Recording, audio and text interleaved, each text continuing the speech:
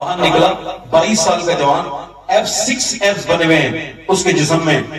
Powerful انسان ہے لوگوں کو لگتا ہے، اور وہ بائک سے باہر نکلا، بائک سے چلائی، اس نے منہ میں گٹکا ڈالا، کانوں میں اپنے گانے سننے کی لیڈ لگائی اور گانے سنتے سنتے وہ اپنی بائک چلاتے چلاتے جا رہا ہے، مگر موت نے میرے بھائی اس کو اتنی مہلت نہ دی کہ وہ شخص اپنی بائک روک کے گانا روک کے اللہ سے کہہ دیتا اللہ مجھے معاف کر دے، توبہ کر لیتا، اس کو وہیں پہ سائلنٹ اٹیک آیا،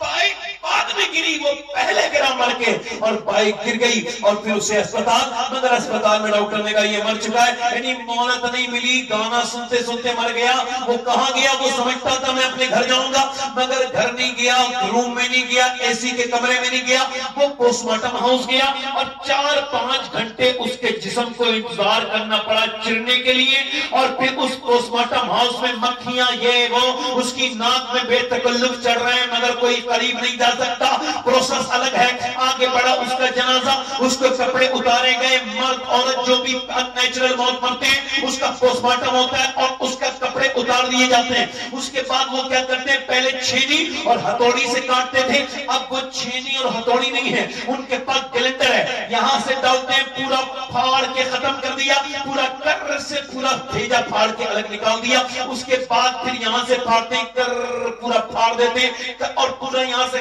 پھاڑنے کے بعد پھر وہاں سے وہ لگاتے ہیں، اپنی سوئی سے ٹانکے لگاتے ہیں، اور ٹانکے لگانے کے بعد میں نے 2 لوگوں کو دیکھا ہے، ان کی میں نے جنازے کو غسل دیا ہے، جو آئے ہیں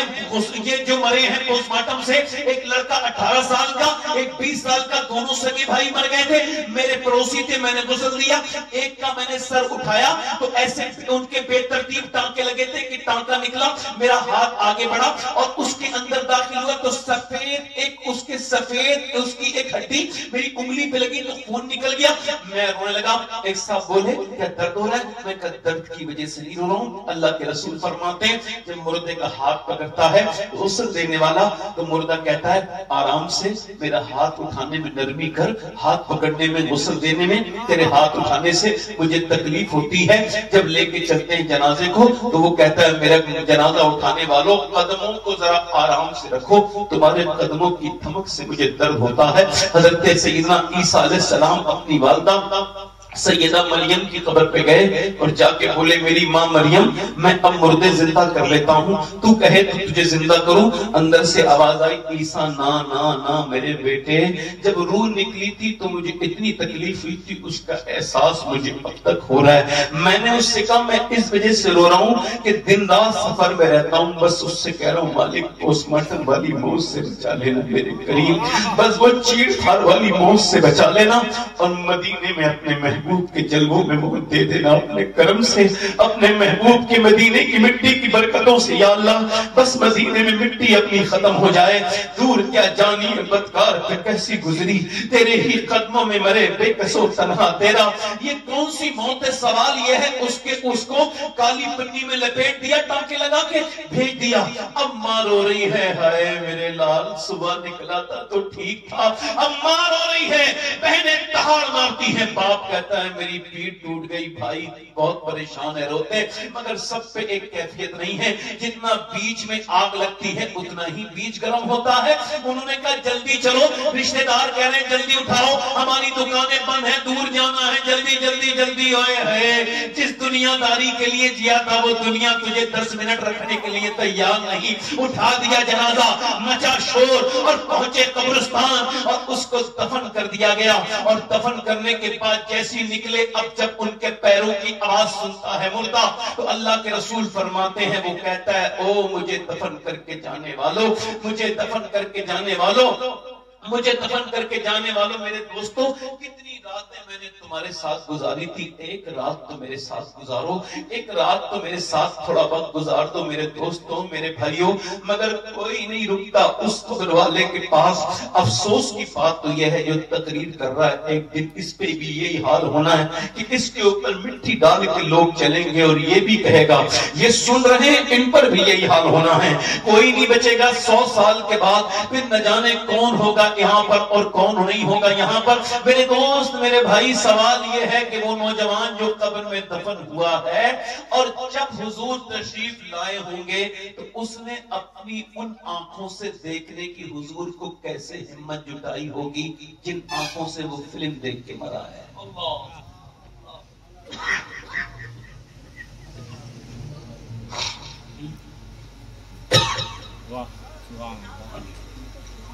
کل ہے دیدار کا دن, آج یہاں آنکھ بیکار ہے, آنکھ بیکار ہے. یہ آنکھیں کس کی ہیں؟ اور انسٹاگرام چلانے والے. دروشی پڑھی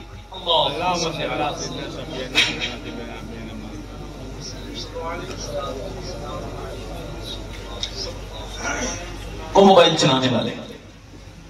اور لڑکیوں کو بری نظر سے دیکھنے والے. یہ آنکھیں کس کی ہیں؟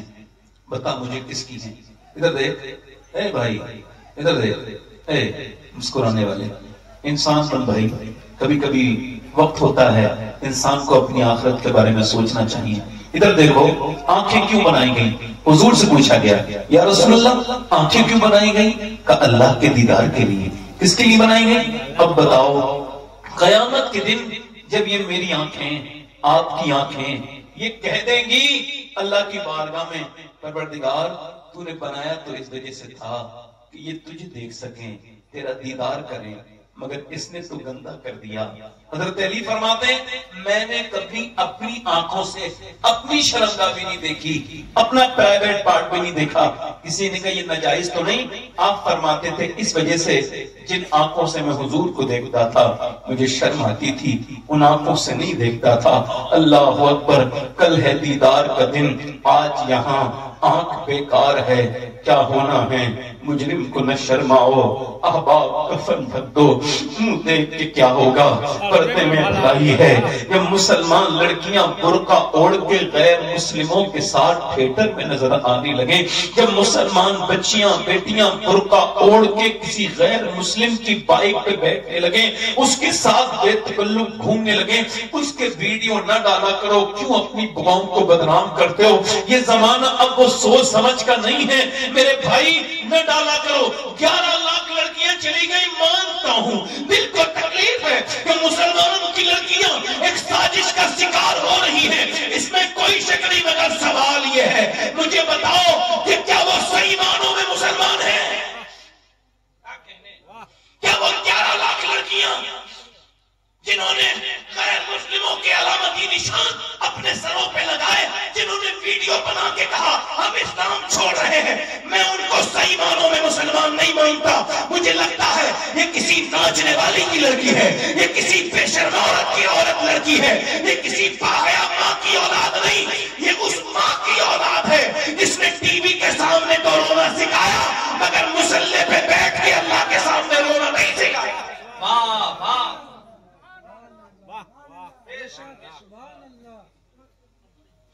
سوال یہ ہے میرے دوستوں, سوال یہ ہے میرے بھائیوں, 11 لاکھ لڑکیاں اگر گئی ہیں تو اگر وہ مسلمان ہیں تو میں جس کا ذکر کر رہا ہوں یہ کون ہے؟ میں سید ہوں, ہر تقریر میں یہ بیان کرتا ہوں, آج بھی کروں. میں نے یہ وصیت کی ہے کہ جب میں مروں تو میری قبر میں دفن کرنے سے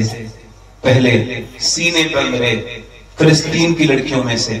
اگر ایک جوتا مل جائے تو میرے سینے پہ رکھ دینا, تاکہ اللہ مجھے اس جوتے کی برکتوں سے بخش دے. جن بچیوں نے یہ بیان دیے کیسی مائیں ہوں گی وہ جن کے ایمان اتنے مضبوط ہیں, وہ کہتی ہیں ہم رات کو قرآن پڑھ کے برقع اوڑھ کے سوتے ہیں. کسی نے کہا قرآن برقع اوڑھ کے تو کوئی نہیں سوتا, برقع تو عورتیں اتار دیتی ہیں. تو کہنے لگی اس وجہ سے کہ جب بم گرتے ہیں گھروں میں ملبے بن جاتے ہیں, بلڈنگوں میں, تو لاشیں نکلتی ہیں صبح کو, یہ سوچ کے برقع اوڑھ کے سوتے ہیں کہ صبح کو ہماری لاشیں نکلیں تو پردے میں ہونی چاہیے, بے پردہ نہیں ہونی چاہیے, تاکہ قیامت کے دن اللہ کے رسول سے ملاقات ہو تو ہم عرض کر دیں اے آمنہ کے لال, ہمارے 20,000 سے زیادہ بچے بھوک سے مرے, ہمیں دشمنوں نے بہت ڈرایا, بہت دھمکایا. 50,000 سے زیادہ لوگ جنہیں کفن تک نہیں ملے, ایک قبر میں قبریں تک نہیں ملی, مگر یا رسول اللہ آپ کی کنیزوں نے 50,000 نے جان دے کے دنیا کو یہ بتایا ہے، جو سچی کنیز فاطمہ ہوگی، جس کے دل میں حضور کی بیٹی کی محبت ہوگی، وہ جان، اس نے یہ نہیں کہا کہ او یہودی میرا ہاتھ پکڑ لے، میں یہودن بن رہی ہوں، اسلام چھوڑ رہی ہوں، بس میری جان بچا لے۔ کسی ایک لڑکی نے بھی نہیں کہا، کوئی مثال نہیں دے سکتا، انہوں نے یہی کہا جب تک جان رہے گی آمنہ کے لال کے قربان۔ کیونکہ ان کے گھروں میں ناچ گانے نہیں چلتے تھے، ان کے گھروں میں پاکستانی سیریل نہیں چلتے تھے، ان کے گھروں میں ہندوستانی فلمیں نہیں چلتی تھی، ان کے گھروں میں قرآن پڑھے جاتے تھے، ان کے گھروں میں یہ سب نہیں ہوتا تھا، بھولی نہیں تھی حضور کی بیٹی کو۔ آج کی بیٹیاں اللہ کے رسول کی بیٹی کو بالکل بھول گئیں۔ آپ دیکھو ہمارے یہاں کی شادیاں اب لگتی نہیں، فلاں صاحب کی لڑکی چلی گئی